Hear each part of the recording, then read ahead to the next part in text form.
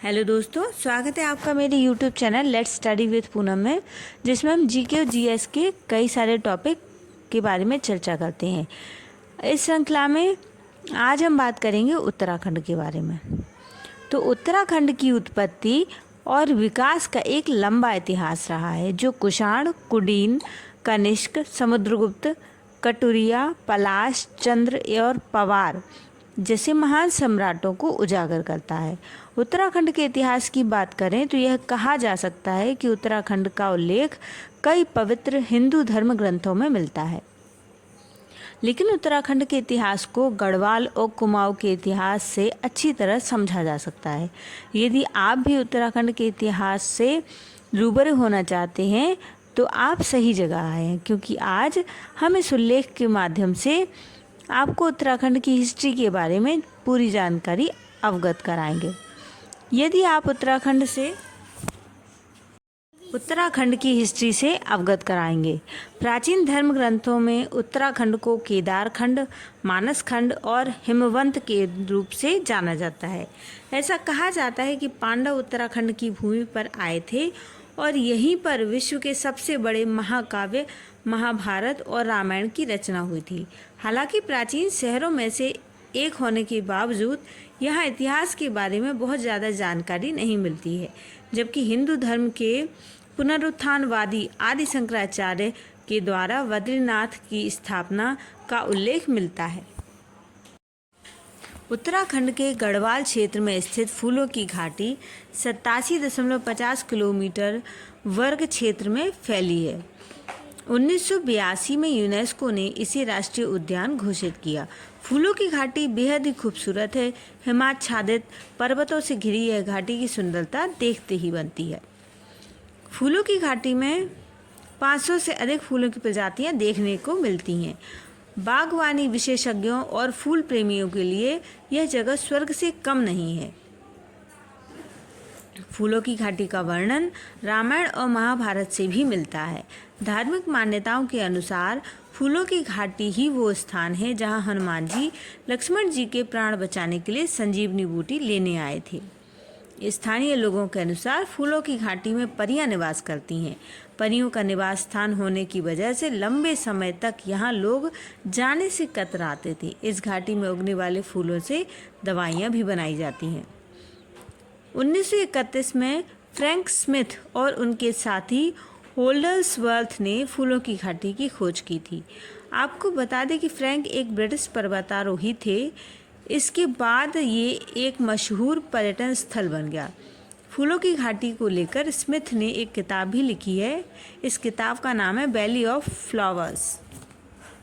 सबसे पहले हम बात करते हैं ऋषिकेश के बारे में।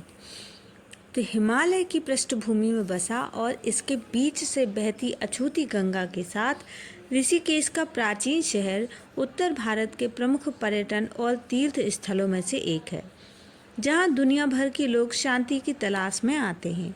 ऋषिकेश को आमतौर पर विश्व की योग राजधानी के रूप में जाना जाता है, और यह सही भी है। यह गंतव्य आगंतुकों से भरा रहता है जो यहाँ योग और ध्यान सीखने आते हैं, जिसमें हजारों उत्साही लोग आते हैं।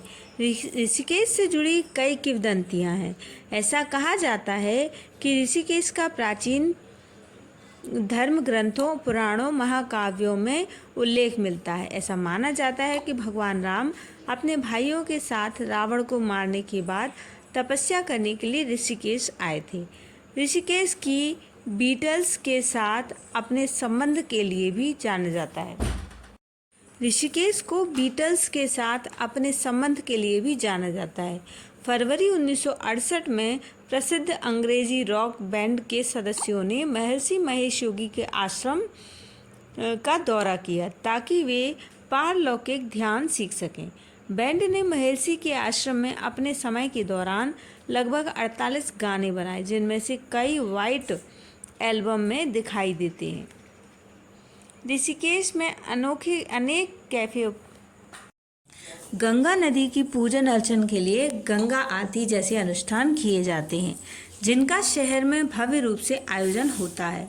आरती में असंख्य लोग हिस्सा लेते हैं जो हर शाम को यहाँ आते हैं। आगंतुक परम सुख प्रदान करने वाले इस अनुष्ठान में सम्मिलित हो सकते हैं और आध्यात्मिक भावों से सराबोर हो सकते हैं।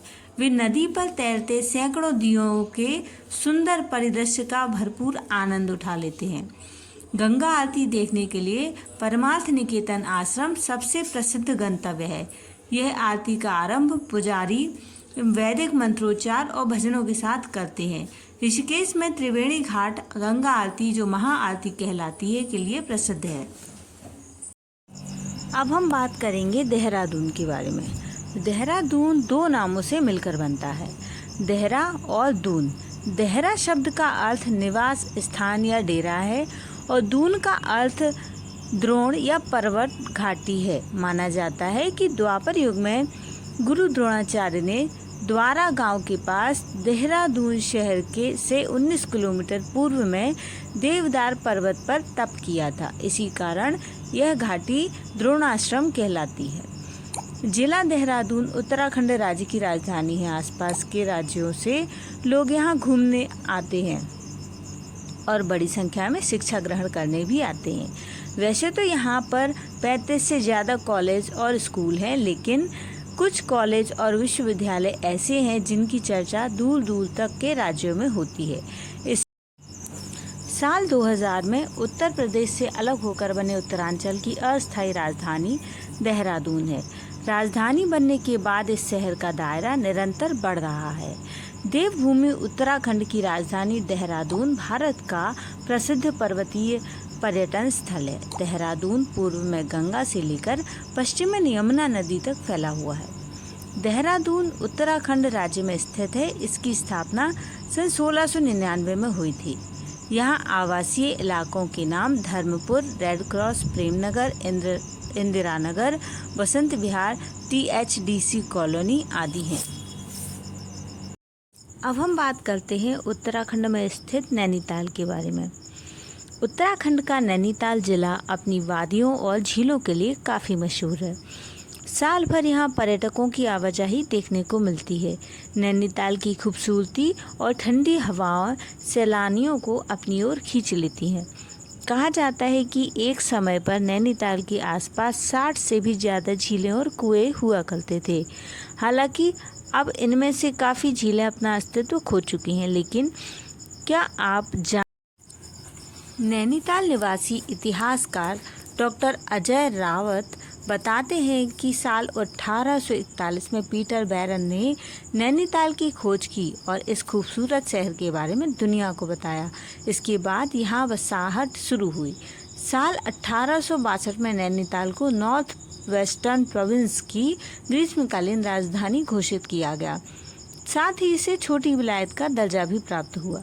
भले ही यह शहर 1841 में पूरी दुनिया के सामने पहचाना गया, लेकिन इससे पहले भी यह एक खास जगह हुआ करती थी। इसे पवित्र भूमि माना जाता था। इस बात का वर्णन स्कंद पुराण के मानस खंड में किया गया है। डॉक्टर अजय रावत बताते हैं कि इस जगह को पहले त्रि ऋषि सरोवर के नाम से जाना जाता था।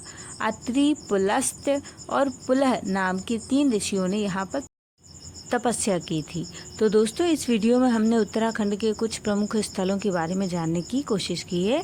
तो हमारा वीडियो अगर पसंद आए तो लाइक, शेयर, सब्सक्राइब जरूर करें। धन्यवाद दोस्तों।